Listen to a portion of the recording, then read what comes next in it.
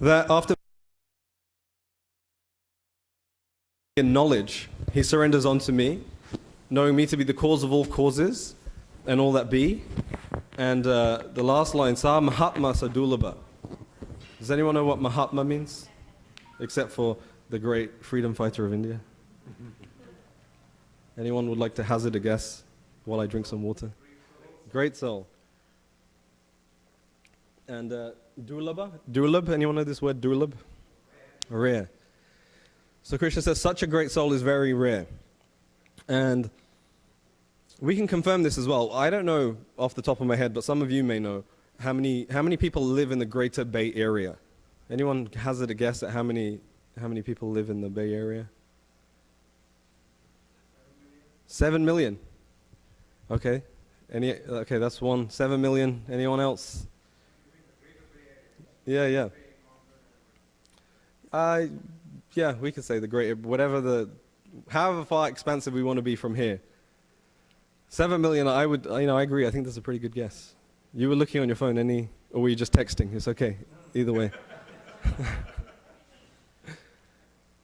Well, let's just go with 7 million as an assumption, right? And how many people are in this room? You can take a look around for a second and try and count how many people are in this room. How many do you say? 30. So I wasn't so good at mathematics in school, but some of you may be. And some of you, I know that you're all very intelligent people. So if we look at this, if we make a mathematical calculation, what percentage of the Bay Area residents are in this room right now? Almost zero, right? Less than 1%. And 1% is pretty low, but we're going even less than that. So that is a confirmation of how rare the great souls that come to Krishna are. What I'm talking about there is you, all of you.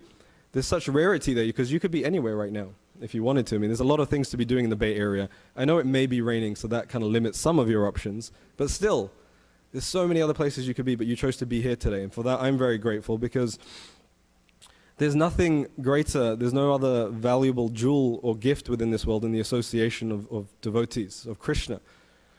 Because this gives real satisfaction to the heart, and it's highly recommended throughout all the Shastra. Can anyone think of any verses that illustrate this point? A little louder, I'm kind of hard of hearing.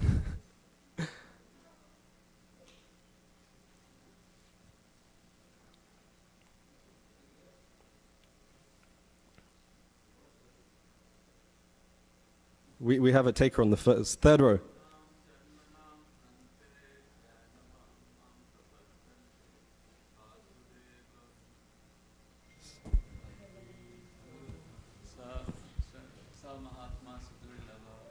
Yeah, this is the verse that we're discussing right now, the rarity of devotees. Any others? Anyone can think of? I can think of one. But I don't want to go because it's my contest, so I'm asking all of you. So, Sri Adi Shankaracharya wrote a commentary on scripture, but it's called the Vivek Chudamani, the crown jewel of discrimination, Vivek. And in that, he begins with the human birth is very rare. And even in the human birth, having a guru or a teacher or preceptor who is really good or really spiritual is even more rare. And then, it's even more rare to have a person who can receive that. Teacher may be there, but the disciple has to be ready to receive that. So that's how we begin. So, I mean, it illustrates the point we are trying to make, that it's really rare to, 7 million, not even 70 people here. Yeah. Right. Thank you for sharing. That's a great point there. And one of the verses that I'm thinking of that really, okay, before I go, is there a microphone?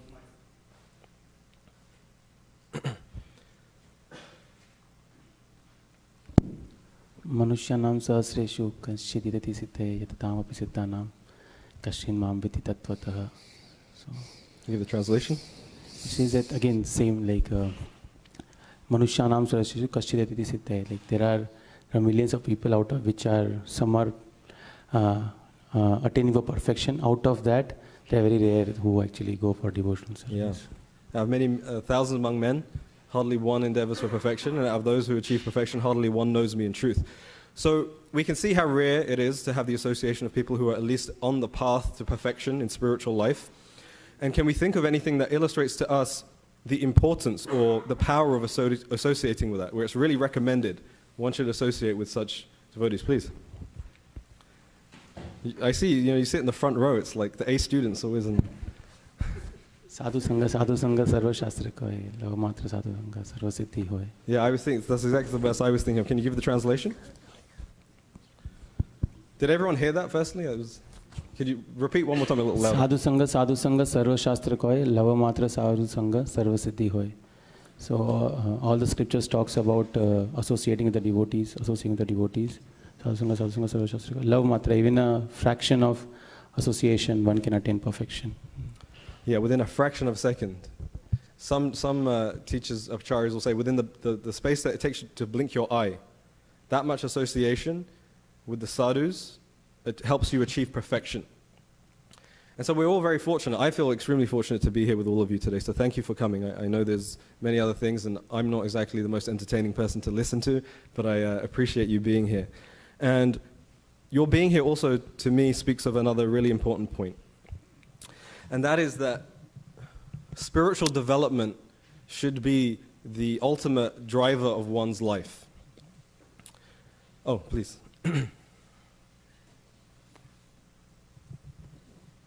So I just was thinking of verses which says, abandon the association of non-devotees. I could remember those. I think one is Asat Sangha Tag E Vaishnavachar. There is one for that. And then even in Nectar of Instruction, I'm forgetting the verse, but the 6 favorable characteristics, which is abandoning the association of non-devotees. But I just forgetting the exact words for that. Uschahan nishchaya dhairya tat karma pravartanat sangatyagat sato vritte shadbir bhakti prasidhati. Well, it's interesting. Nature of Instructions is a very interesting book, and one of my favorites. They're all my favorite, but that one particularly. But what else? Thank you for bringing that up. Because what it reminds me of is actually, if you read the Upadeshamrita, which Prabhupada translated as the Nectar of Instruction, be our biggest aspiration and our biggest inspiration in life. Well, you all probably have experience of this yourselves. In the material world, whatever you achieve, you can achieve it quickly, but it's also taken away from you pretty quickly too. The nature of the world is very fickle. Nothing lasts forever in the material sense. I'll give you an example of this myself. Not too long ago, I was living in Southern California, and I was to one extent or another, the CEO of an organization that was quite wide over LA, and it was like successful. And I'm not saying this because I'm arrogant, although I am, but nonetheless, it was like extreme. It had the most successful year it's ever had. A project that was like completed that was the most successful project that they've ever had in like 15 years that this organization has existed. And I got a huge bonus at the end of the year because the organization had grown and its capacity had grown, and like my phone wouldn't stop ringing because everyone thought I was the man, and everyone wanted my advice and stuff, and they really kind of valued me. And then not too long after that, I had a car accident, and I broke my neck and I broke my back, and that was it. I was out. I was on the sidelines. I'm taken out. And you know what happened? My phone stopped ringing. The world went on without me. And while I sat moping around for a few months of trying to heal my bones, everything went on, and there was a new person who was the man. It wasn't me anymore. And that's the nature of the material world. It doesn't matter how much you achieve. It doesn't matter how hard you work. You may gather it, and it's great, and you should do those things because it's important to maintain your life in that way. But you should also understand that it can't last. At the end of the day, because we don't last. At least this body doesn't last. But spirituality is very different. Like Krishna says this, he confirms this in the Gita too. On this path, there is no loss or diminution. That any advancement can save you from the greatest type of fear. That when you start your next life, or even in this life, if you stop at some point and you get back into spiritual life, you will start from wherever you left off. And that's why spiritual life is so amazing. It should be the prominent thing in our life because we'll never lose anything. Whereas everything else, as much as we love it, as much as we want to hold on to it, somehow or another it'll slip away from us. So they say, don't build your house on sand or something, right? Something like that. Because the foundation isn't very strong, the house itself will fall away after some time. So you want to build on bedrock, something that's solid, that's not going to move. And who's the most solid? Who's the strongest of them all? Krishna, yeah, that's right. You can say it a little louder next time. Krishna. He's the strongest of the strong. So if we build the foundation of our life upon Krishna, then we will become unshakable because he is unshakable. And so, does everyone agree, firstly? Does that sound like a good proposition that you should, if you're going to invest your time and energy somewhere, at least invest it somewhere where you're not going to lose anything? Yes? So this is what the opportunity we have. This is the gift that's been given to us by Sri Chaitanya Mahaprabhu. He's given us this opportunity to enroll in the best investment firm known in existence, where no matter how much you invest, you'll always get more back, and it'll just keep growing. Even if you stop investing, it'll keep growing and growing and growing. But on spiritual development, the title of this class, now to get to the point of the class, is The Art of Taking Offense. And it's a bit of a play on words. And I was speaking to a friend of mine who I was telling him about this class, and he said, didn't you get it wrong? Isn't it supposed to be the art of not taking offense? And I said, no, it's the art of actually taking offense. Because there is no art in making offense. Have you noticed this? Anyone with a voice, and these days with the internet connection, can say whatever they want. And there's no art form to it. It's not sophisticated. It doesn't really take much thought. You could dress it up, but really, ultimately, anyone can be offensive. And not to get too political, but in the political sphere today, these days, you see that a lot. You turn on the news. I don't recommend it. It's bewildering. But there is an art in how we should be taking offense. There is an art to facing challenges and difficulties in life and doing it gracefully. And the reason I wanted to speak about this is, while there are many hindrances to our spiritual development, and there's many of them, these are called the anattas, and there's many different categories of anatta, many different categories of things that are unwanted within us all that hold us back from really, truly connecting deeply with Krishna. And of all of those offenses, aparad, Vaishnava aparad, is considered the most grievous, the most heavy, the most heavily weighted offense. And it's considered that offending a Vaishnava, offending a devotee, not only does it set you back in your spiritual development, but it can uproot the very devotional creeper that's been placed within your heart. It can be completely ruined. They call it the mad elephant offense. I don't see too many elephants in the Bay Area, but I've heard the stories of the elephants, and in India, this is a big problem. They'll go into fields and they'll completely, within an instant, destroy the whole field. And so offenses are considered in this way, that they'll enter your heart like a mad elephant and rip apart any semblance of devotion that you may have. And so it's extremely important to guard against them. And we hear about this, right? I'm sure you've heard this before, don't make offenses. Anyone heard not to make offenses before? I mean, in one sense, it's kind of an obvious thing. And you're taught this even as a child, even in the world outside of spirituality, be polite, say please and thank you. There's a famous saying, if you don't have anything good to say, don't say anything at all, right? But we're not really taught what happens when someone offends you, though. I never, had anyone ever sit me down, either at school or in any other sphere of my life, and say, this is what you do when someone offends you. I was told a lot, don't do this, don't do that. But what about what I should do if someone's offending me? And has anyone ever faced, either in your spiritual lives or in your lives outside of Christian consciousness, challenging kind of personalities who you kind of butt heads with? Is it just me? Maybe I'm the problem, I don't know. Anyone else experience this? It's unavoidable. Yeah, everyone experiences it. And so, if we read I have a lot of books sitting here because there's so many, and I could pull out even more because there's so many examples within the Srimad Bhagavatam and the Chaitanya Charitamrita that explain the stories of people being offenders and what happens to those people. But we often kind of miss the other side of it, because those stories also encapsulate those who are being offended and how those people who are being offended, how they dealt with the situation. And so I wanted to just dive into that a little bit, because in my estimation, these are two sides of the same coin. Being offended and being an offender. We live in a world of duality. This is the nature of the world. When we're in material existence, this is what happens to us. And so being in a dualistic world, we have the ability to be victim and also be victimizer. Air was scattered all over him. The king, whose palate was dry from thirst, asked him for water. The king, not received by any formal welcome by means of being offered a seat, place, water, and sweet addresses, considered himself neglected, and so thinking he became angry. O Brahmanas, the circumstances having distressed him with extreme hunger and thirst, the king directed toward the sage his anger and envy, which he had never before directed toward a Brahmana. While leaving, the king, being so insulted, picked up a lifeless snake with his bow and angrily placed it on the shoulder of the sage. Then he returned to his palace. Upon returning, he began to contemplate and argue within himself whether the sage had actually been in meditation, with senses concentrated and eyes closed, or whether he had just been feigning trance just to avoid receiving a lower Kshatriya. The sage had a son who was very powerful, being a Brahmana's son. While he was playing with inexperienced boys, he heard of his father's distress, which was occasioned by the king. Then and there the boy spoke as follows.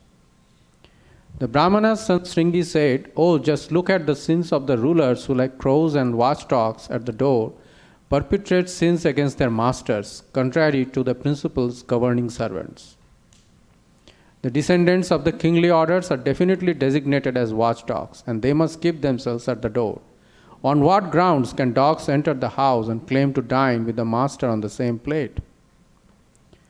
After the departure of Lord Sri Krishna, the personality of Godhead and supreme ruler of everyone, these upstarts have flourished, our protector being gone.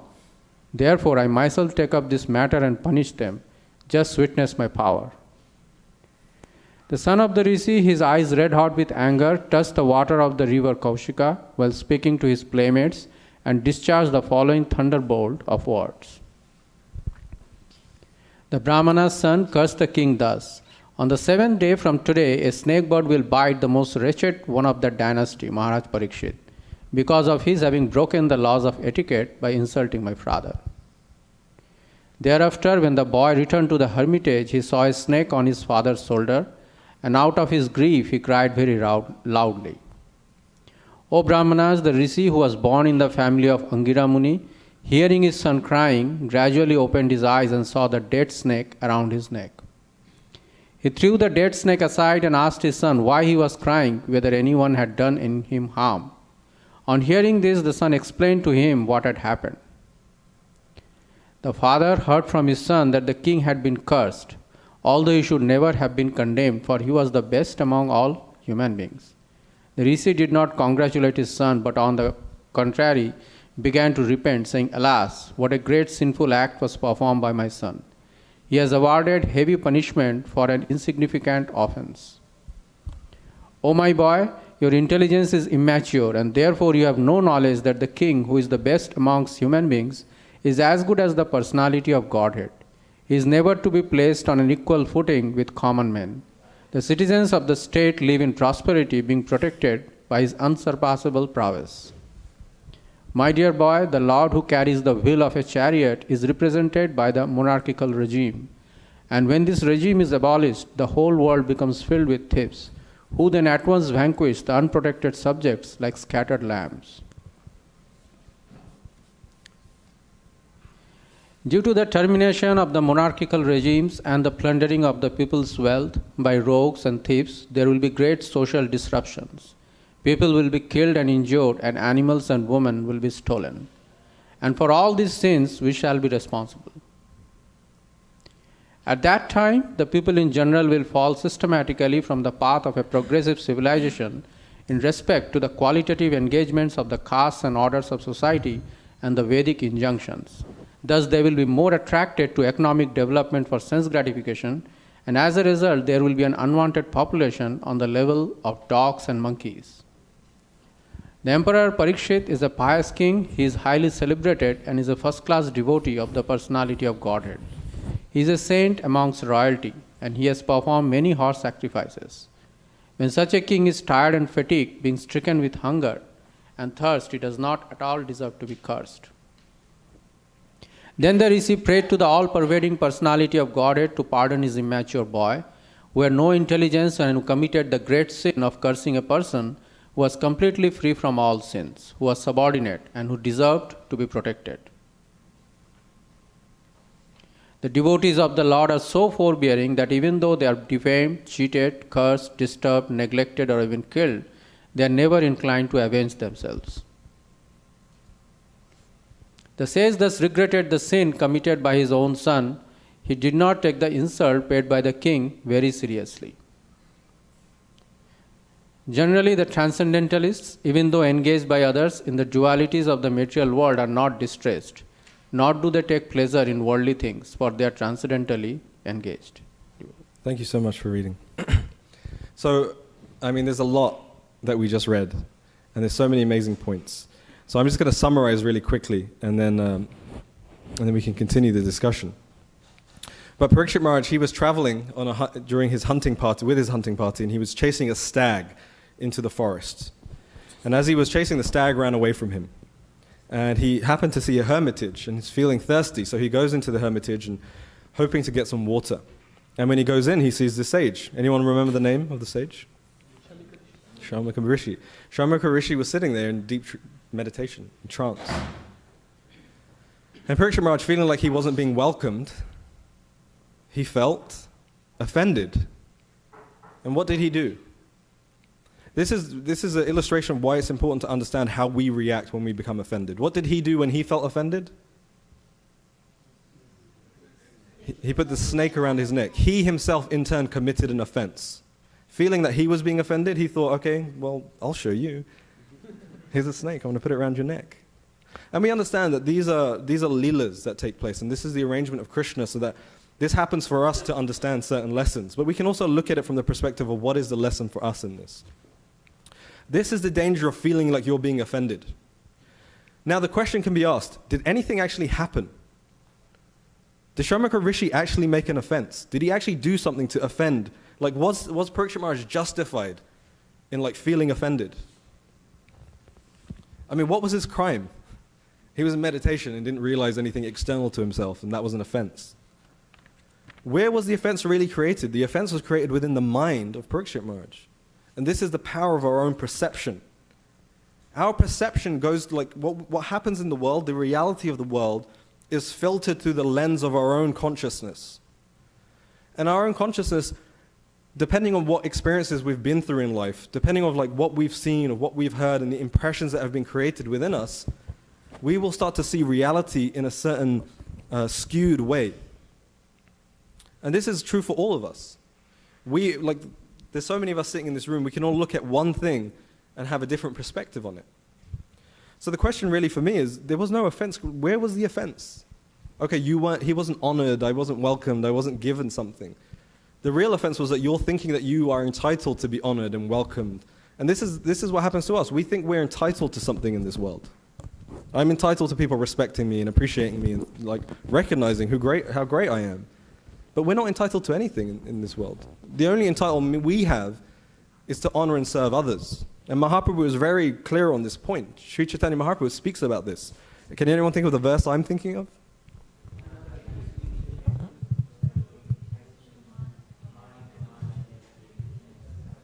Yeah, I mean, Mayapur Bihari was sitting right in front of me, and as you were singing that verse, Mayapur Bihari, you epitomized that. When we moved to the Bay Area, Mayapur Bihari went out of his way to like bring or arrange for us to have lunch and dinner every day and people to deliver it. And I didn't know this was the famous Mayapur Bihari of Motel Gita. I didn't even know. And Mayapur Bihari just comes in so humble and offering so much respect to other people. And that is the mood that permeates ISV, right? More humble than a blade of grass, more tolerant than a tree, devoid of all sense of false prestige.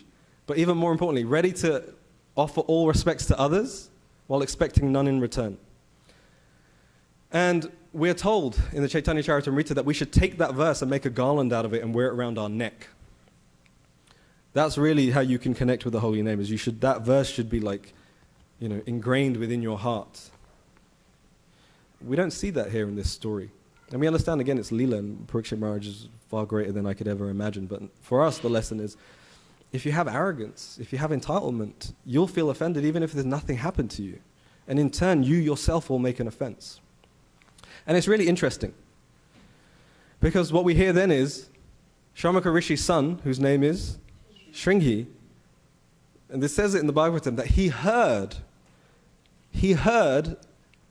that this happened to his father, and he became red like fire, and he cursed Parikshit Maharaj. And then he went and he saw what happened.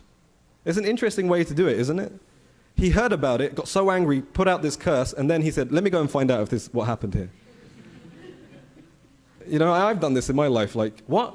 He said what? She did what? And then like, oh, well, they're just like this, and they're like that. And then afterwards, like, let me find out actually what happened. And so let's look at this, like, you know, here we have Shamaka Rishi, and he's still in trance. He's probably looking at Krishna and the cowherd boys playing in Vrindavan. And you got Parikshit Maharaj, who became offended when nothing really happened to him. And you got Shringi, who creates this like huge like curse to kill Parikshit Maharaj. But did anything happen to Shringi? Did anyone actually offend him? Did Parikshit Maharaj offend him? Not directly. And he didn't even know anything happened. He just heard about it. So Parikshit Maharaj feels offended, creates an offense. Shringi hears about an offense, feels offended, makes another offense. And this is what I call the vortex of offenses.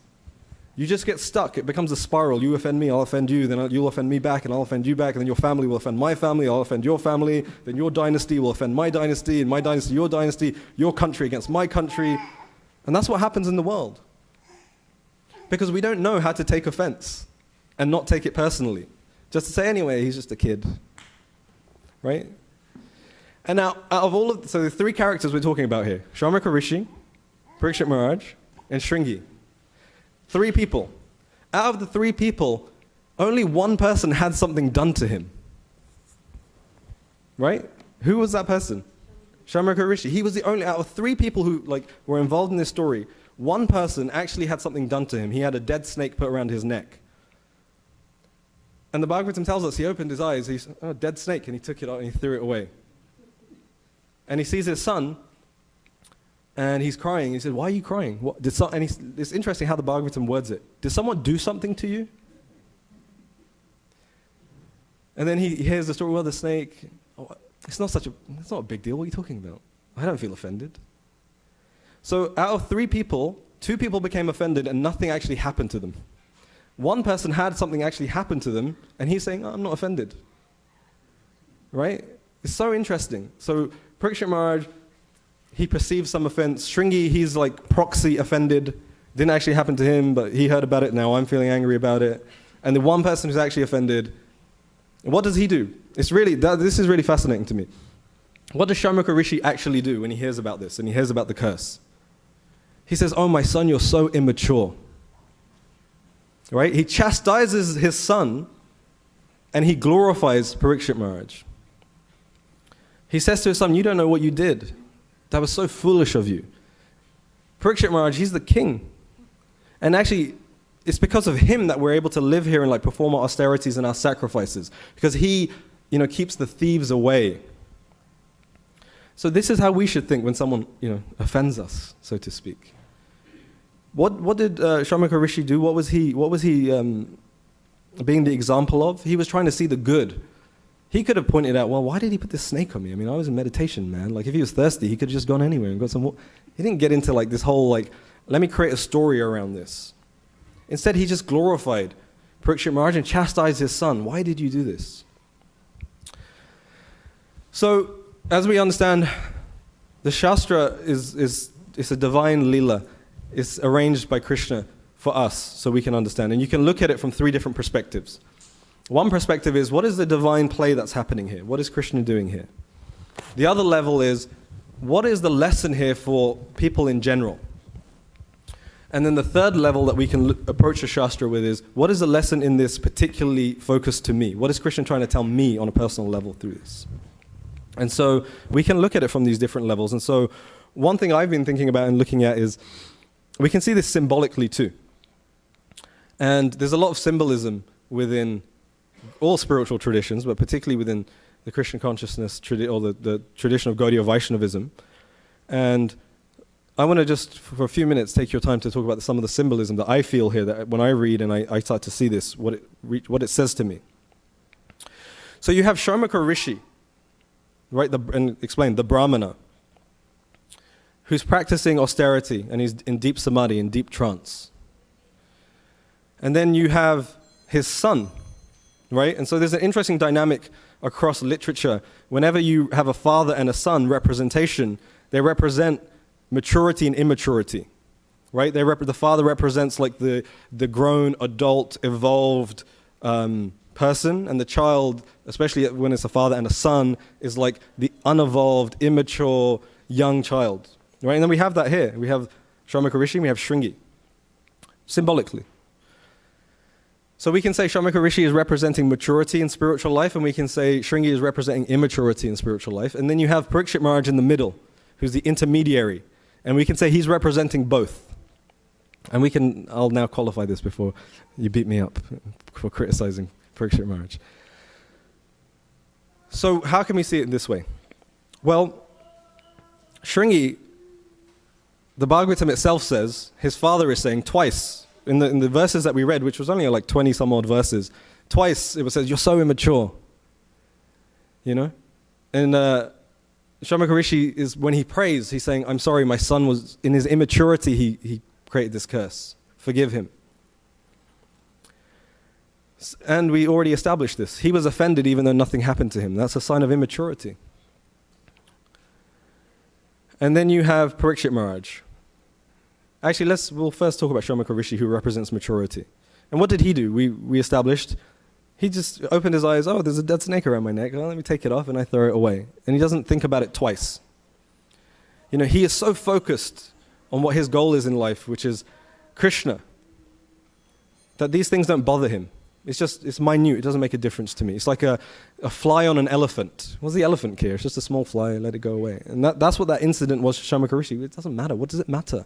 Why are you so offended? This is what he's saying to his son. Maturity. When we are spiritually mature, rather than seeing the bad and the offense, we'll see the good in others. This is why Shaurmukha Rishi is glorifying Parikshit Maharaj. But Parikshit Maharaj to me is the most fascinating character within this narration right here, because he plays both roles. And there's a transformation that takes place for him. So in the beginning, just like Shringi, nothing actually happened. You just perceived that you were being ignored. There was no offense that actually took place. But because you perceived it in that way, you didn't think about it, and you became angry, and you picked up the snake and you put it around his neck. Because of your perception, because you didn't take the time to stop. Hold on a minute. What's actually happening here? How many of us do that? I do that all the time. You can ask my wife.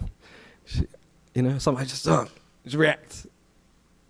I'm just so conditioned. And we are conditioned like this in the material world, right? Because in your jobs, you're just expected, hey, do this. And it's like, okay, you have to be ready.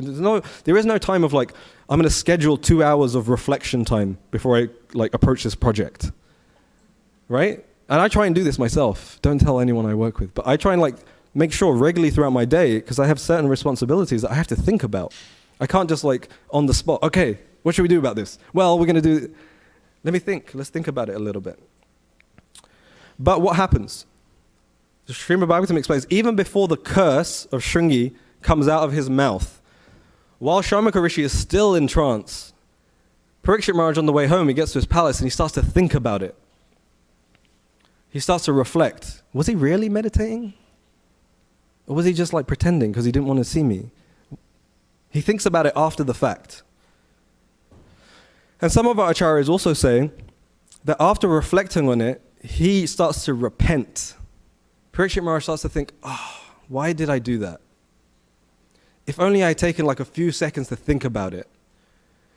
And then he starts to say to himself, surely I'm going to have to face some reaction because I made an offense here to a Brahmin.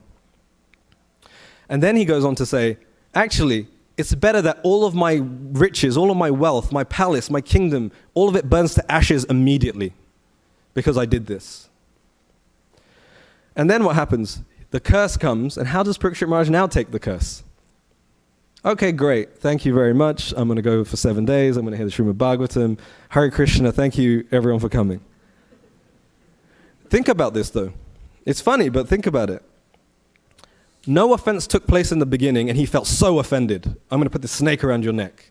Now, the greatest sort of offense, you're going to die. I curse you to die. Can you imagine? Most people don't have that power anymore. If they curse you, it's just anyway, what's going to happen? right? But even if someone says that to you now, today, I curse you to die, even though you know nothing's going to happen and they're just going to, anyway, whatever, I'll see you next week. Even still, you'll be like, what? You'll feel some like shock to your system. But look at the transformation of Parikshit Maharaj. No offense, and you become so angry, so offended, I'm going to put a snake around your neck. And now the biggest offense, you're going to die in 7 days, you're going to lose everything. Everything's going to be taken away from you. And okay, no problem. I'll face this with I'll be grateful, and I'll make the best of this. Transformation. So he's the intermediary. You have Shringi, the immature. Nothing happened to him, creates an offense, doesn't even think about it. I'm going to curse. You know, Shamaka Rishi, just thinking about it. Anyway, nothing happened, no problem. And Parikshit Maharaj in the middle, who in the beginning was representing immaturity, just reacting, and through a transformation now is representing maturity. Anyway, whatever comes, it's Krishna's mercy and I'll accept it. And what was it that helped him transform? Is that he took time to reflect. He took time to introspect. I think it's Aristotle who says, the unexamined life is a life not worth living. And actually, it's either Aristotle or Socrates, I can't recall now. But it's an interesting and important point. Spiritual life is actually a life of introspection. It's a life of self-reflection. Because the anattas that we carry, the unwanted parts of our heart and our consciousness and those qualities, they don't just disappear by themselves. It takes effort. You have to be aware of this. And that's what happened here for Parikshit Maharaj. That's the glory of this story in one sense. Of course, the Bhagavatam is spoken or whatever else, but it illustrates to us there's a transformative process that can happen if you take time to look at a situation objectively. Generally, we look at everything subjectively. Why? Because it's related to me. Right? Have you ever, just tell me if you can confirm this or whether it's just me. I'm really good at giving advice to other people. Anyone else? Like I can solve all of your world problems. Like if Donald Trump and Kim Jong-un and whoever else came and sat with me, I could solve it. Give me 1 hour and some sweet balls and it'd be all solved. But when it comes to me, it can be exactly the same situation that's happening to me and I just can't figure it out. And I can't take anyone else's advice. Because I'm looking at it subjectively. When it's happening to someone else, I'm looking at it objectively. And both are there. We have a subjective life and an objective life, and we have to look at things from both perspectives. But so often we don't. So often what we do is look at everyone else objectively and look at ourselves subjectively. But we have to look at ourselves with both, and we have to look at other people with both too. So if Parikshit Maharaj did this in the beginning, he looked at it not just subjectively at what it did to him, but objectively. Oh, he's in meditation. Maybe he's not doing anything. He would have avoided the whole thing. But then we wouldn't have heard the Srimad Bhagavatam, so we can't complain too much. So it's very interesting to me that in the immature state, not only will we make offenses to others, but we'll also feel offended. And in the mature state, no offenses, I'm not feeling offended. Thank you very much, I'm here to serve you. And that to me is the symbolic reading of this particular pastime, and that's where we all have to get. Right, you can tell, you can measure. It's really important that you measure in your spiritual life if you're progressing or not. Because otherwise it's, how do you know if it's working, or how do you know if you're not following the process properly? And this is one measurement. You can use this as one measure. Firstly, you can judge your spiritual advancement by seeing how much do I have a tendency to criticize others and to curse other people. And we know about that because we hear about that often. But the other side of it's also true. How much do I have a tendency to feel offended and criticized by others? Whether rightly or wrongly, whether they are actually offending me or not, how much do I have a tendency to feel offended by them? That's another measure of whether you're advancing, because we'll see, like, page after page, story after story, Bhagavatam, Chaitanya Charitamrita, Chaitanya Bhagavat, wherever else, Srila Prabhupada's lifetime. How do they meet offense? Hare Krishna. Anyways, Krishna's arrangement. Krishna is ruling everything in my life, and therefore he must be ruling this too. So that's the first story. I have 3 books here, so we've gone through one. But I mean, that transformative approach is really what the point I'm trying to make here. We can see that there's a spectrum within that story. There's a spectrum of maturity and immaturity, the other way around. And you can see that the way that each one of them dealt with an offense differently. So the next thing we're going to speak about, because Srivas Pandit Prabhu is sitting right here, and I'm seeing him, and he's making my heart very happy.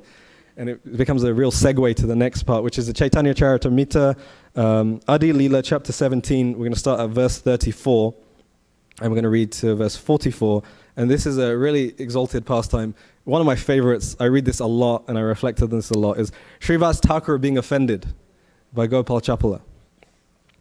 Another really great offense about to come your way. Just one second. 34. And I'm going to request as well, if someone would like to read before I bore you with my voice. Anyone feel inspired? I won't be offended if you say no, but please, yeah. So we're going to read from verse 34 down to verse 44. Sri Chaitanya Mahaprabhu regularly led congregational chanting of the Hare Krishna Mahamantra in the house of Srivas Thakur every night for 1 full year. This ecstatic chanting was performed with the doors closed so that non-believers who came to make fun could not gain entrance. Thus the non-believers almost burned to ashes and died out of envy. To retaliate, they planned various ways to give trouble to Srivas Thakur. One night, while Kirtana was going on inside Srivas Thakur's house, a Brahmana named Gopal Chapala, the chief of the non-believers, who was talkative and very rough in his speech, placed all the paraphernalia for worshipping the goddess Durga outside Srivas Thakur's door. On the upper portion of a plantain leaf, he placed such paraphernalia for worship, such as Oda Phula, turmeric, vermilion, red sandalwood, and rice. He placed a pot of wine beside all this, and in the morning, when Srivas Thakur opened his door, he saw this paraphernalia. Srivas Thakur called for all the respectable gentlemen of the neighborhood and smilingly addressed them as follows. Gentlemen, every night I worship the goddess Bhavani. Since the paraphernalia for the worship is present here, now all you respectable Brahmanas and members of the higher caste can understand my position. Then all the assembled gentlemen exclaimed, "What is this? What is this? Who has performed such mischievous activities? Who is that sinful man?" They called for a sweeper, Hari, who threw all the items of worship far away and cleansed the place by mopping it with a mixture of cow water and cow dung. Thank you so much. We'll continue the verses in a little while, but it's just some points here. Firstly, I'm going to ask, does anyone know Srivas Thakur? Of course, we have our Srivas Pandit here, but can someone give us an overview of who Srivas Thakur was and the place that he plays in the Sri Chaitanya Mahaprabhu's Leela? Anyone?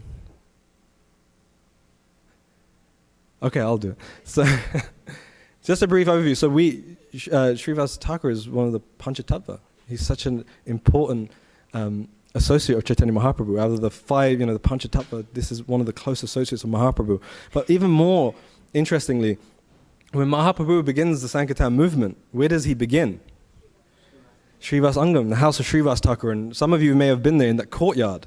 Mahaprabhu at night would go into deep ecstasy of chanting the holy name and dancing and engaging the other devotees around him in this. And he could have done it anywhere. I mean, he's God himself. I mean, who's going to stop him, right? But he chose that particular place. That was the affection that he had for Srivas Thakur. And that Srivas Thakur had that sort of heart, that Mahaprabhu loved him so much. This was the place where all of us today are a product of what took place in Srivas Thakur's home. And actually we owe such a debt of gratitude to that home, the bricks, the floor, and that Srivas Thakur, was there, and the Sankirtan movement that we're all now privileged to somehow be blessed by, started there and flooded the whole world. And we're all carrying some of Srivas Angam in our heart whenever we are approaching the holy name, whenever we're approaching devotional service. And Srivas Thakur in that area was very well known, very well respected. It wasn't like he was like a big shot. He was so devotional. He was so pure that everyone just knew him. And, people would just feel happy by seeing him. It's also interesting, just as a side point, that at night, Chaitanya Mahaprabhu would go to Srivas Thakur's home and perform these pastimes. And, it said the doors were closed. And not everyone could enter. And also, it's an important lesson for us in our spiritual lives too. Yes, the holy name is for everyone, and it goes out to everyone. It's also for us. And there's also an intimate relationship that you have with the holy name that you have to take care of. It's not just an open thing. Hey, look, it's something to be taken very seriously. And it's so, what are the things that you hide away from the rest of the world generally? Right? So you heard of a bank? So in a bank, there's a thing called a safe. Have you heard of the safe? What do they put in the safe? It's not the pens. They put the money, the gold, the valuable things are locked away. So you have a bank which in and of itself is very secure. And then within that secure place, there's another secure place, which is called a vault. And within that vault, there's lockers where you put your valuables. So like 3 degrees of security, because the most valuable things are not to be just thrown out. It's to be kept really close to you. So everyone has the opportunity to participate in the Sankirtan movement, Lord Chaitanya, and to chant the holy name. But for us, we should also understand that it's also important that we hold it close and in the most valuable part in our heart, because we don't want it to go away from us. This is our life and soul. We have to embrace it really deeply. And so this is what Mahaprabhu was doing. It wasn't just anyone could come in. You had to have a certain qualification to be there. And that qualification was you had to kind of be a little surrendered and a little humble. And one of the people who wasn't that way, and not only humble and surrendered actually, further than that, you had to appreciate other people. And we see this in the previous pastime I was talking about. Sharmaka Rishi could appreciate Berkshire March, even though Berkshire March put a dead snake as a garland around his neck. I mean, that's pretty, you have to have a certain level of appreciation to be able to do that, Like if you don't get enough pakoras when they serve prasadam, you're like, what? What did you do to me? But here, he's being garlanded by a snake and he's appreciating him. And so that's such an important quality for us to develop as Vaishnavas. And Gopal Chapala, who's the other person in this pastime, he couldn't appreciate Srivas Thakur. Had no appreciation. Why does it happen in his house? Why can't it be at my house? Why can't I go in there? Who do these people think they are? Srivas Thakur. Why do people respect him? Who does he think he is? Don't they know who I am? This was his mentality. And Kaviraj Goswami is explaining to us here in Chaitanya Charitamrita, he was so envious. And what does it mean to be envious? You can't see anyone else in a position that's higher than yours. But is that Vaishnavism? No, because if you read, even the greatest of Vaishnavas, they say, I'm no one. Actually, so-and-so, he is the greatest. Right? Brihad Bhagavatamrita, that's a story of gradation. It's a story of oh, you think I'm the best? No. You should go to so-and-so. Oh, you think I'm the... No. And it's just like an endless... So in the previous pastime, I was talking about this vortex of offense. I'm offended, you're offended. But actually what we need to adopt is a vortex of appreciation. You appreciate me, I'll appreciate you, and you appreciate me, and I'll appreciate... and this is Vaishnavism. And this is why Gopal Chapala could not enter the kirtan of Mahaprabhu. He couldn't do that, because he was burning inside. It should be me.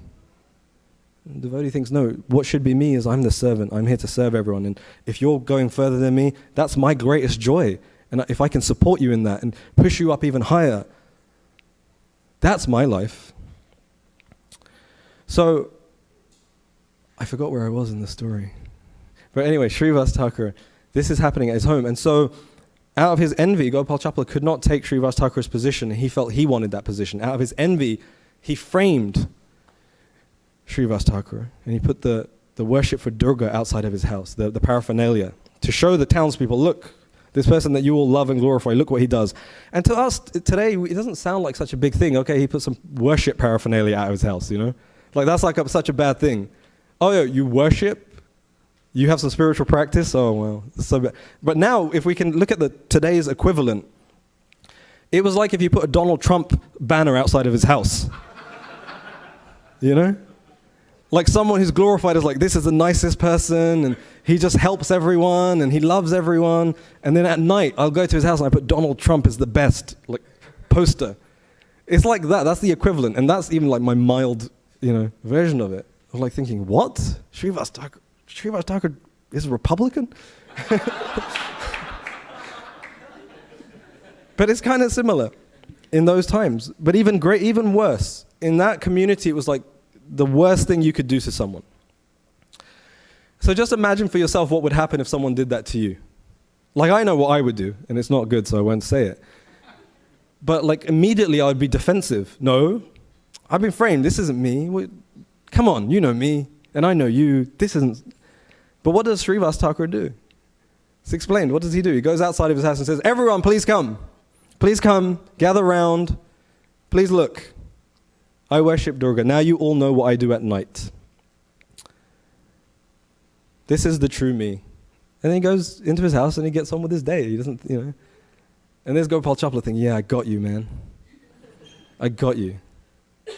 But amazing. He didn't get defensive, didn't say, no, this is a misunderstanding. Nothing. Okay, I'll accept it. Okay, if that's what you think about me. And I think about this sometimes in my life, because I want something in this world. I want to be seen in a certain way. So if it happened to me, I'd be like pushing back, saying, no, you've misunderstood me. I'm actually like this. Like, to be misunderstood is one of the most painful things to people in the world today. It's so painful to the heart to be misunderstood by others and to be not only misunderstood, but misrepresented to others. Imagine this in your spiritual life. Like, we all have like our mentors, and someone going to your mentor saying, that's so-and-so. He's actually like this. And he acts like this in front of you, but truly, he's like this. And it's tough when that happens to you, You want to fight, you want to defend yourself. But sometimes I reflect and I think, what if they really knew what I was like, though? Right? Someone may be saying this and that and the other, and it may sound bad, but if you really knew what's in my heart and what's in my consciousness, it'd be far worse than what you could ever imagine or what anyone else could ever say. And actually, I have to work on that. Because my reputation in the world, it can move with the wind. One day they'll love you, the next day they'll hate you. This happens in sports. I don't really watch sports, but some of you look like cricket fans. And I remember, are you cricket fans? Do you remember Sachin Tendulkar? Remember Sourav Ganguly? I'm revealing that I am a cricket fan. I remember like one point, Tendulkar was like the best, he's great, look at him, yes, Jai Hind, India's going to win. And then like, he got out on the first ball. He's useless, he's too old.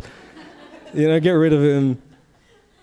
He's past his best. And then the next match, every ball's a 6. Oh, he's great.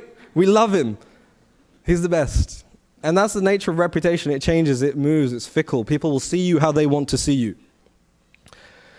And you can't control that. But the thing you can control is your character. And your character is not dependent on what anyone thinks of you. Your character is dependent on how you show up every single day. And the greatest thing about your character that you have is that you have the choice that tomorrow I will try and be better than I was today.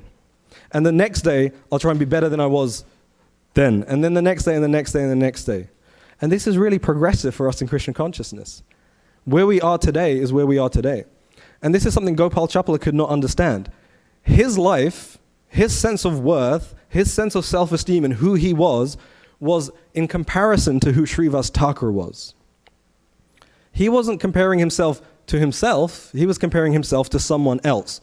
But one thing we understand in Christian consciousness, we are all individuals, we are all unique. We all have a unique contribution to make in this lifetime. And in our perfected lifetime, we have a unique relationship with Krishna that cannot change. So me trying to be you, or you trying to be me, or any other kind of formation of that is going to lead to unhappiness. Rather, try and be the best you that you can ever be. And every day trying to improve it. That's what Gopal Chapala should have been focusing on. Trying to put Srivas Thakur down and making people disrespect him wasn't going to bring him up. But that's how the mind can think when you're envious.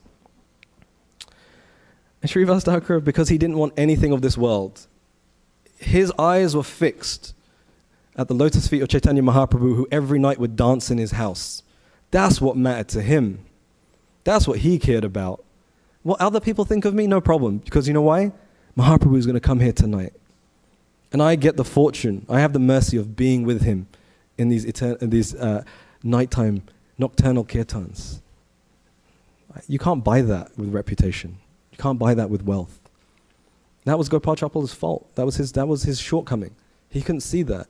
He was aiming for the wrong thing. He was aiming for respect and reputation. He should have been aiming for Mahaprabhu, because with that he would have got the greatest joy of his life. And the way to do it, the key to unlock the door to enter Srivas Angam was to serve and appreciate the devotees, and he just couldn't bring himself to do it. He wouldn't even think about it. Instead, I'm going to push you down and I'm going to defame you. he made a great offense. But again, second time we see, or third time, depending on how you're counting, the devotee who was offended just went, Hare Krishna. Yes, it's true, I do. Yeah, this is all my stuff, no problem. Everyone, now you know the truth. Thank you very much, leave me alone, I'm going to go back to what I was doing. You see, there's a pattern here. And let's see what happened to the offender, Gopal Chapala. The person offended didn't feel offended. Just, anyway, water off a duck's back, as they say. I'm just going to carry on with my life now and carry on doing what I was doing. And I'm not going to let you become an interruption or disturbance within that. Thank you. Gopal Chapala. Now, if I can trouble you to read again. We'll read just this time only 10 verses. They're actually from 45 to 59. And we'll see what happened to Gopal Chapala. We see what happened to Srivas Thakur. Nothing. Same thing as what happened to Shomika Rishi. Nothing. In the end, same thing that happened to Berkshire March. The curse came, nothing.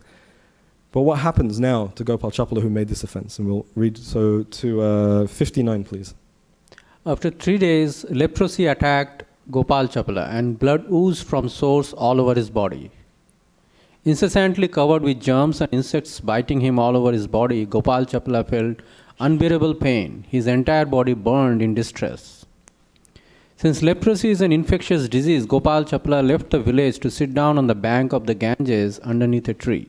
One day, however, he saw Chaitanya Mahaprabhu passing by and spoke to him as follows. My dear nephew, I am your maternal uncle in our village relationship. Please see how greatly this attack of leprosy has afflicted me. As an incarnation of God, you are delivering so many fallen souls. I am also a greatly unhappy fallen soul. Kindly deliver me by your mercy. Hearing this, Chaitanya Mahaprabhu appeared greatly angry, and in that angry mood he spoke some words chastising him. O sinful person, envious of pure devotees, I shall not deliver you. Rather, I shall have you bitten by these germs for many millions of years. You have made Srivas Thakur appear to have been worshipping the goddess Bhavani.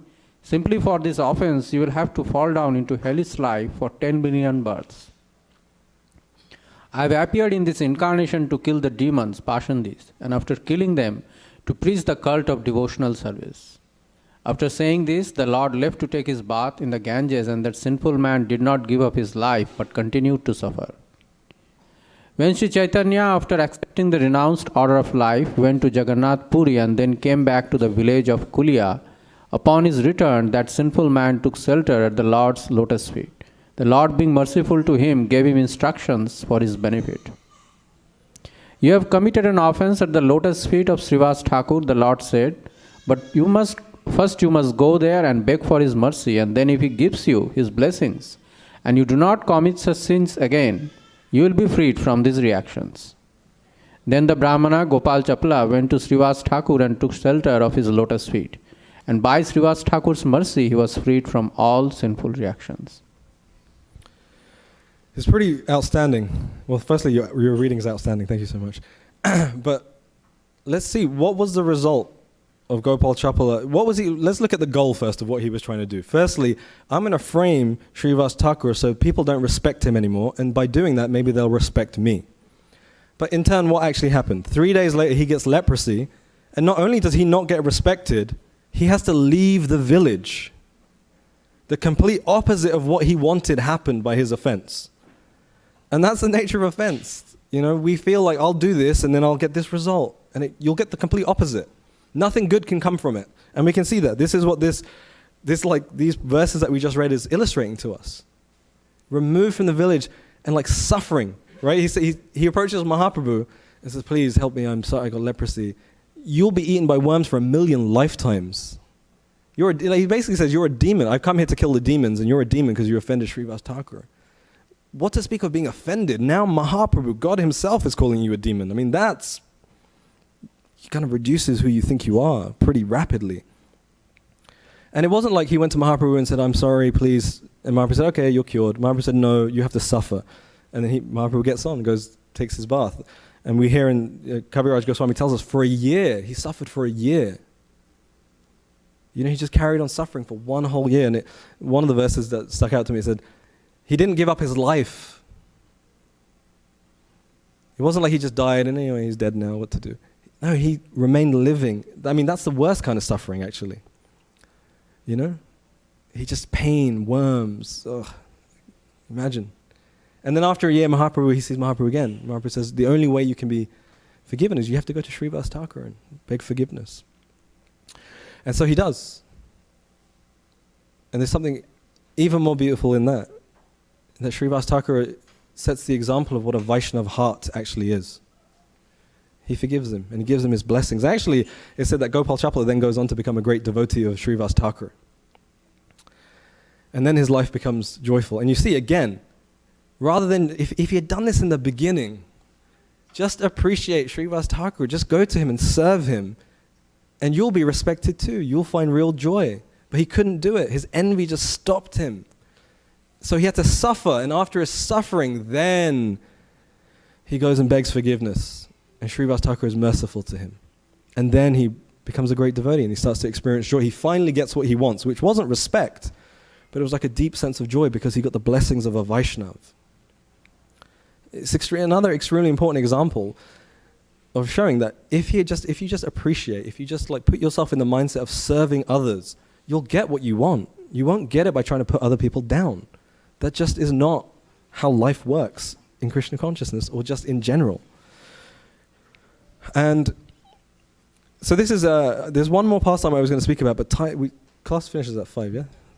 So I won't get it. There's another beautiful story, if anyone's interested in this, is in the 9th canto of Srimad Bhagavatam, is Durvasa Muni and Ambarish Maharaj, because it's another great example of offense and offender and offended, and how Ambarish Maharaj, I'll just summarize very, very quickly because there's a number of verses in there.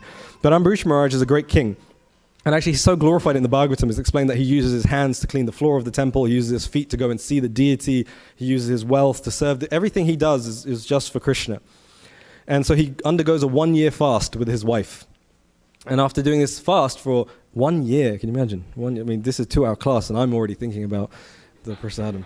This is 1 year he's fasting, and when it comes time to break the fast, it's really interesting if you read this in the Bhagavatam. He actually, before breaking his fast, he makes sure he feeds everyone else. He creates a great festival, he gives away charity, makes sure everyone else is completely satisfied, and then he's about to go break his fast, and Durvasa Muni, who's a great character of the Bhagavatam, but also appears in different parts of the greater Vedic scriptures, shows up on the scene. And if you read in different places, whenever Durvasa Muni shows up on the scene, people start to get a little worried, because he's actually, I forget this particular story now, but his name means one who carries anger. The tip of his nose, I believe it is like the epitome of anger. He becomes angry very quickly. So Ambarish Maharaj is like, oh, the feast is over, but Durvasa Muni's here. But he welcomes him nicely, and he tells him to sit down. He says, would you like to eat? Can we serve you? And Durvasa Muni says, yes, but first I'm going to go take my bath. So he goes to the Ganga. And while he goes to the Ganga to take his bath, the time of breaking the fast for Ambarish Maharaj is closing. And there's one thing within fasting is that it's one thing to fast for a certain amount of time, but the fast has to be broken if you follow things very particularly at a particular time, otherwise it was useless. So Ambarish Maharaj is now perplexed. If I don't break my fast, this 1 year fast is useless, but if I eat, then Durvasa is here, and my duty is to serve him. And so Ambarish Maharaj, he consults with the Brahmanas and says, what should I do? This is a real tight situation I'm in, the clock's ticking, man, And so the Brahmanas say, listen, what you can do is take some water. Because in one sense, drinking water is not considered breaking your fast, but in another sense, it's considered breaking your fast.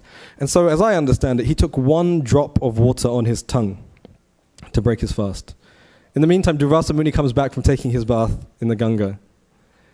And he knows through his mystic power, he can see, oh, you had something before me. And Durvasa Muni becomes angry. Again, it's another case of I'm offended, even though nothing really happened to offend me. It's another example of that. And what does Durvasa Muni do in his anger? He pulls out one of his dreadlocks. He takes out one of his dreadlocks and he throws it on the floor, and with his mantra, he creates a fire demon. And he orders this fire demon to kill Ambarish Maharaj. And also the Bhagavatam explains Ambarish Maharaj just stands there with his palms folded. Doesn't get freaked out. Hey man, there's a fire in my house. Call the fire brigade. Nothing. He's just... And seeing his knowing his devotion, Krishna couldn't take it. And so the Sudarshan Chakra manifests and comes, kills the fire demon. And Ambarish Maharaj is now shocked. Hold on a minute, my dreadlocks are pretty powerful. What happened here? And then he sees that Sudarshan Chakra starts moving towards him. And Durvasa Muni, now he's freaking out. And so he starts running. And he's explaining Durvasa Muni is running all over the universe. And again, I think it's explained that for 1 year, he was traveling around the universe with the Sudarshan Chakra chasing him. And he could feel it burning close to his back. And he's just, someone save me, someone help me. And so first he goes to Brahma and he said, Brahma, save me, this Sudarshan Chakra is coming from him. Brahma's like, hey, I can't do anything. I can't help you. You're in the wrong store, man. Sudarshan Chakra is not my department. This is above my pay grade. Get out of here, because otherwise I'm going to get burned.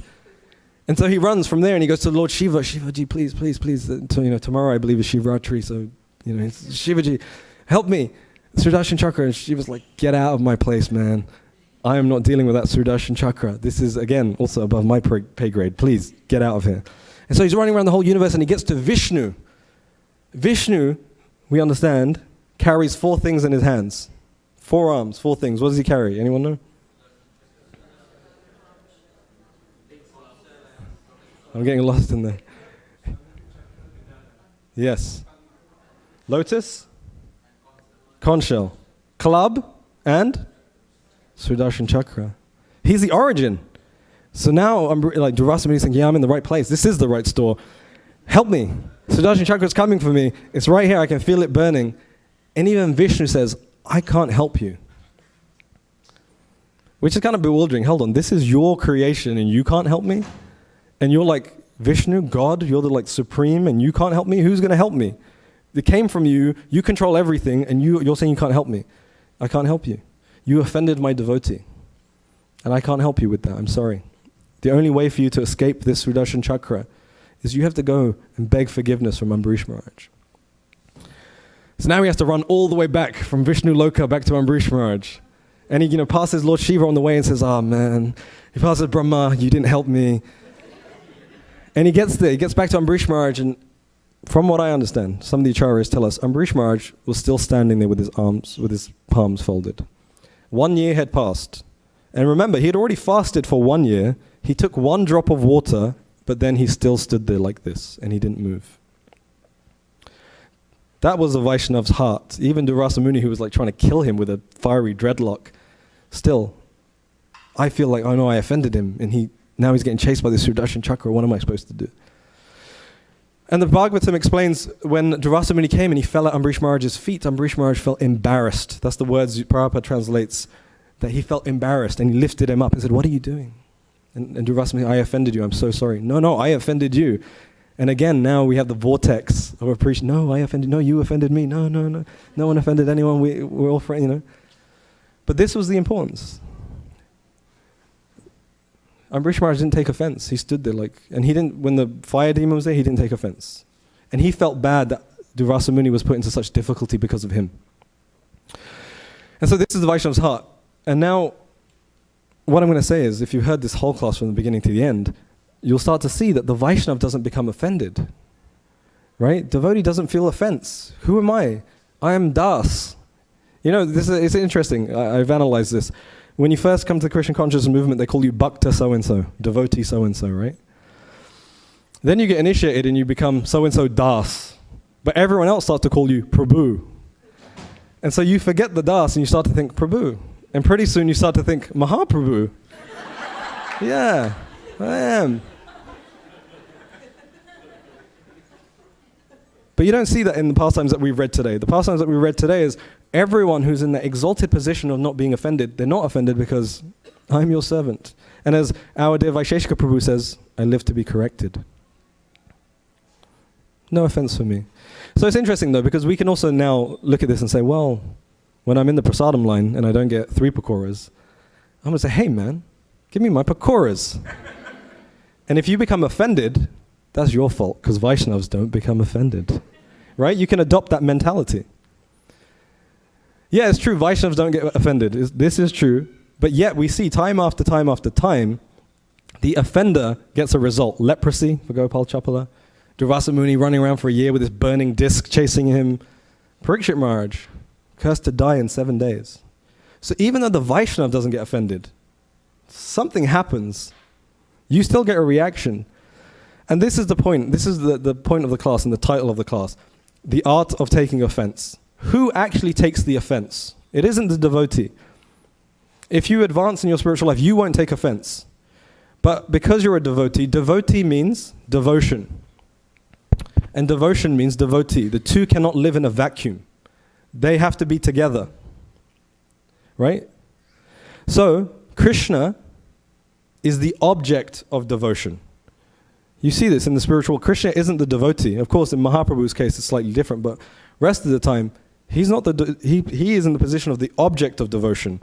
Everyone is in the spiritual world. Everyone is serving Krishna. Krishna being the object of devotion, but there's also an origin of devotion. Anyone know the origin of devotion? Srimati Radharani is the origin of devotion. All devotion, because she is the highest devotee. She has the most devotion. She sets the example for all of us. Srimati Radharani is the origin of devotion. And therefore, when we make an offense to a devotee, what are we actually doing? We're offending whatever devotion they have in their heart, which is, in one way, a manifestation of Radharani's mercy within their heart. We're offending that. And that Krishna takes very seriously. Why? Because Radharani is his most beloved. Achyuta Priya. That's where the offense takes place. It isn't in the devotee. Because, in one sense, you say, anyways, Bhakta so-and-so, who cares? I offended him. Hey. But now you're offending Radharani. And Krishna won't let that go. So when we make an offense to a devotee, indirectly, we're making an offense to the highest devotee of all, Krishna's most beloved. Radharani is so beloved to Krishna that Krishna comes in the form of Mahaprabhu to understand the depths of her love. That's who we're offending. And so when I say this art of taking offense, we have to understand it from both ways. One is like the gravity of offense. Who are we actually offending? And from our side, I'm not going to take offense, because if I take offense, that means I am implicating you in offending Radharani. And I'm not going to do that to you, because I actually care about you and I want to see you grow and develop love for Krishna. And you can't do it that way. And so, there's one more story I will tell if I have your permission. And this is a really important story that I'm going to finish with. Firstly, I'm just going to underscore this point. Just because Vaishnavas don't take offense, don't think you can go around saying whatever the hell you want. Because Krishna takes offense. Because you're actually offending Radharani indirectly. And that's then I'm really going to say Hare Krishna. And also be very careful in your own life of who you associate with. Because when you associate with people who have that mindset, there's studies on this actually, sociologically and psychologically. People can analyze the qualities the most prominent qualities within you, and you will find those same prominent qualities in the 5 people you associate with most. So don't make offenses to others because you're actually offending Radharani. Just because the Vaishnava doesn't take offense, you will still suffer, and we see that. And also be careful who you associate with. Associate with those who glorify and appreciate the devotees, because that will really help you get in the fast track lane or the carpool lane back to Goloka. But the last story is that not only do Vaishnavas not take offense, but they go a step further. And that's the story of Srila Haridas Thakur. Srila Haridas Thakur, before he came and joined Advaita Acharya in Shantipur, he used to live in a place called Pulia. And in that place, many of you may know or may not know, Srila Haridas Thakur, who is known as the Nam Acharya, he is the man who sets the personality that sets the example for all of us of how you approach the holy name and how you chant Krishna's name to its fullest and most deepest effect. But he was born as a Muslim. And being born a Muslim in a Muslim-controlled area, some people really took objection to the fact that he was now chanting Hare Krishna.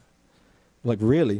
What are you doing? You're born a Muslim. And so some people ganged up against him. And they were afraid that if he is doing this, other people will see him and his fame is spreading. Other Muslims will also convert to Hinduism. And we can't have that. And so they imprisoned Haridas Thakur. And while he was in prison, all these other prisoners were saying, hey man, you're a great saint, right? Can you get us out of here? This is explained in the Chaitanya Bhagavat by Vrindavan Das Thakur. And Haridas Thakur says, you're better off in jail. And they're like, what? We're better off in jail? He says, you have no distractions. Nothing of the world is going to distract you. You can just chant Krishna's name and be happy. And pretty soon, all the prisoners started chanting. And they all experienced ecstasy even though they were in jail. Can you imagine? That's kind of a nice jail, I think, to visit. You become perfected. Seeing this, the local magistrate or the governor becomes even more perplexed. Hold on a minute, he's even converting the prisoners. And he says, so he tells his guards, make an example of this man.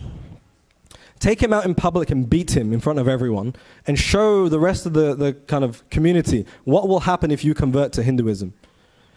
And so they take Haridas Thakur and they start beating him. And they beat him in the first marketplace and nothing happens.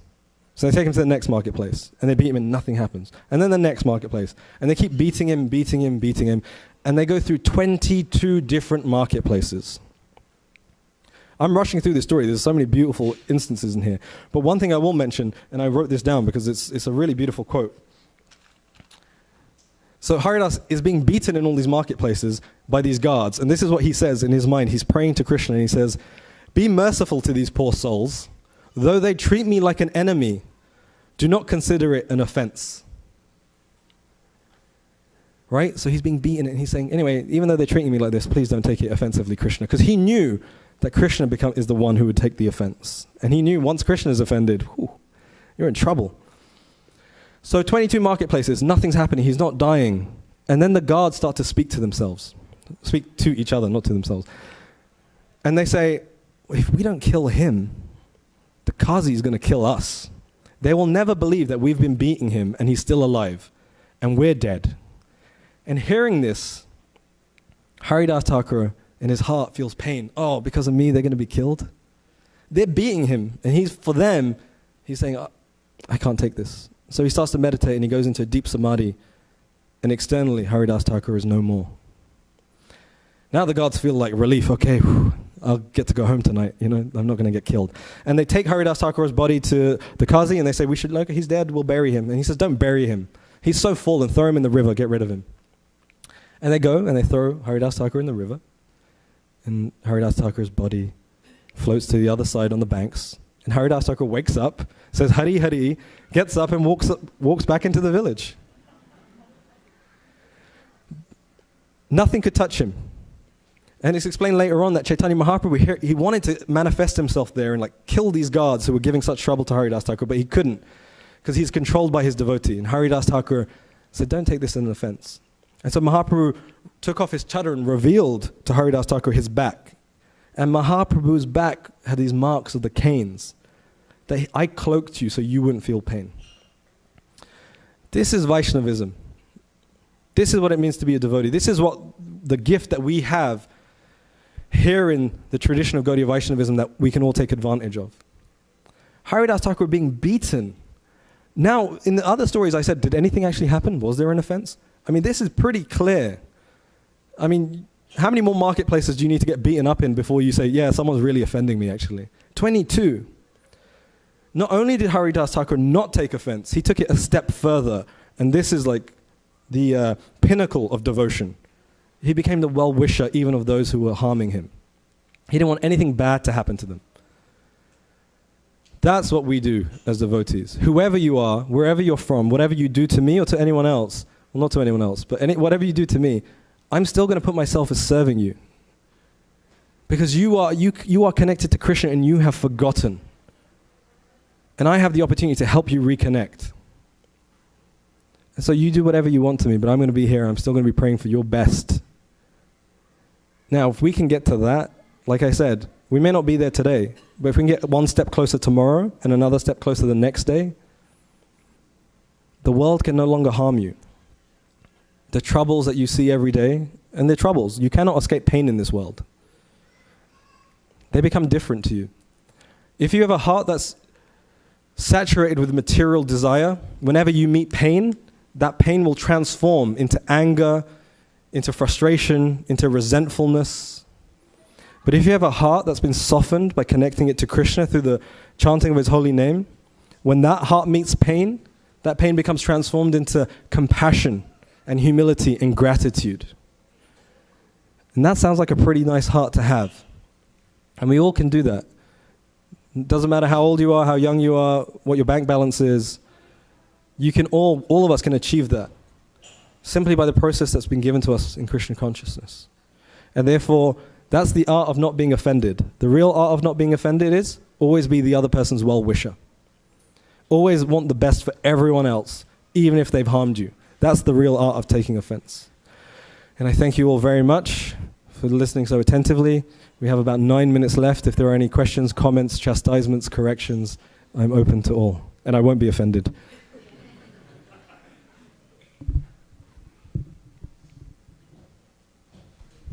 Thank you, Prabhu, for such a wonderful class. Thank you. And I really like the point that you mentioned about moving from immature to transformation to a mature state. I have a question. I wanted to understand, how do you deal the transformation? I kind of, there are instances where I did undergo, like, why did I do that, being repentful and things like that. But at the moment, when the moment comes, how do you actually deal where you do not offend others? Because in that situation, you may be repentful later, but that's after the fact. Yeah. So, well, thank you for the question. What I'll say firstly is that practice makes perfect, is one thing. But I think there's a few things. One is change the mantra, right? And so I try and do this. I'm very unsuccessful. But whenever things happen to me that's like a reversal, my automatic mindset is, why is this happening to me? But change the mantra. Why is this happening for me?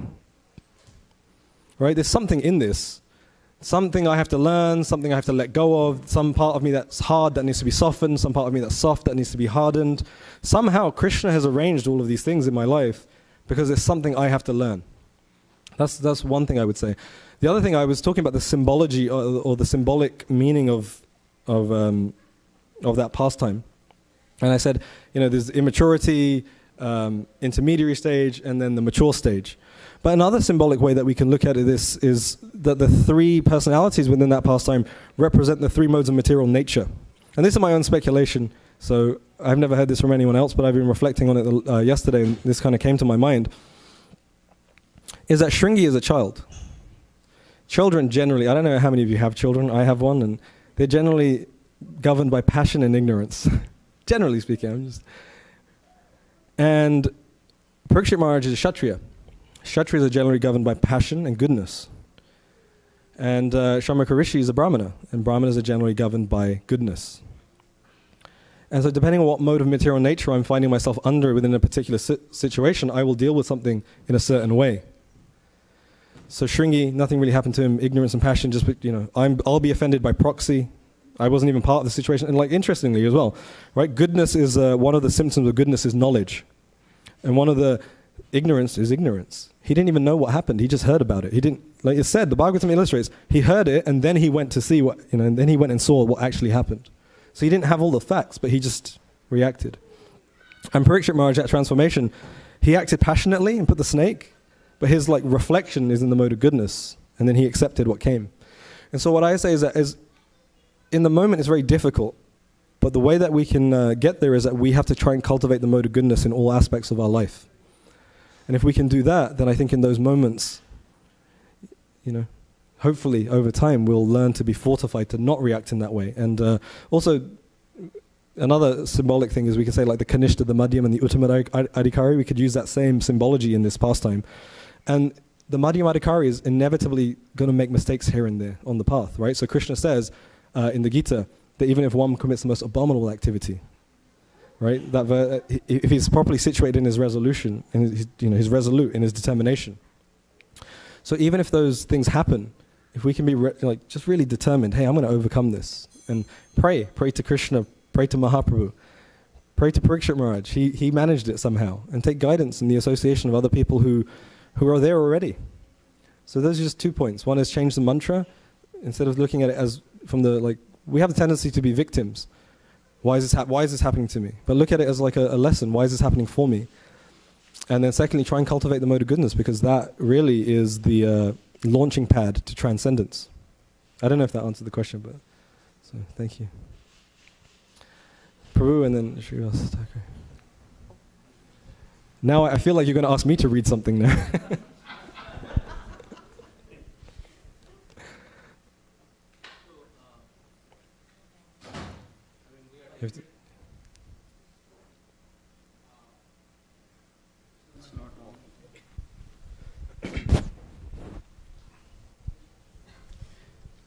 So we are definitely not at the level of all this Mahapurush, like, Ambarish Maharaj and Srivas Thakur.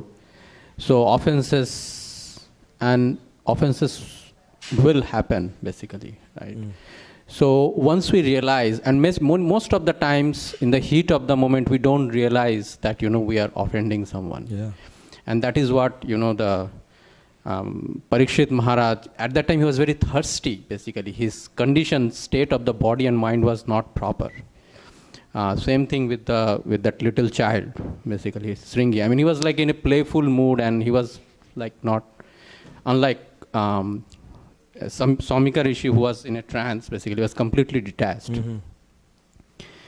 So once the offense happens, if we realize at a later point, we have committed offense, is it a good idea to go to that person and say that, I think I made a mistake, basically. I'm sorry the way I have, responded to you, or the way I have approached this, I might have offended you, please forgive me. That specific Vaishnava, like in a private, basically, or maybe public, I don't know.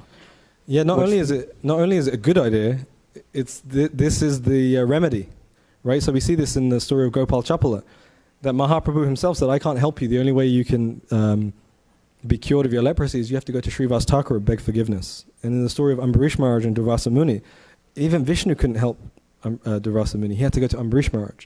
So not only is it a good idea, it's the recommendation that that's actually what we have to do. And even though the devotee may not feel like the devotee, no problem, man, you didn't do anything. But for us, it's also an exercise of humility. And we have to be humble, because the more humble we become, the less likely we're going to offend someone or feel offended. So it's not only a good idea, it's the best idea, and it's a recommended thing to do, and we should do it. And do it, you have to be respectful and practical, and and do it in the right way. But 100%, that's exactly what you should do. And if all else fails, even if the person says, I'm not going to forgive you, the fact that you put yourself in a humble position will be to your greatest benefit, because that's really, if we become humble, then we become like Haridas Thakur, where we just want the best for everyone. I'm your das. Mahaprabhu, when they asked Mahaprabhu, who are you? He said, I'm not a Brahmana, Kshatriya, Vaishya, Shudra. I'm not a sannyasi, Vanapras, Grihasta, Brahmachari. He was a sannyasi, and he was a Brahmana. But he says, I'm not any of these things. I am the servant of the servant of the servant of the servants of the gopis. And so that's humility, So even if that's all that comes of you going and begging forgiveness from someone, is that you yourself put yourself in a humble position, that's a gift to yourself, So yeah, thank you. 1 minute countdown. Srivas Thakur. Yeah, yes, you had your hand up. Forgive me. Do you happen to know what happened to the fate of Shringi after this whole episode? Did the Acharyas say anything there? I don't know. I was going to ask you after the class.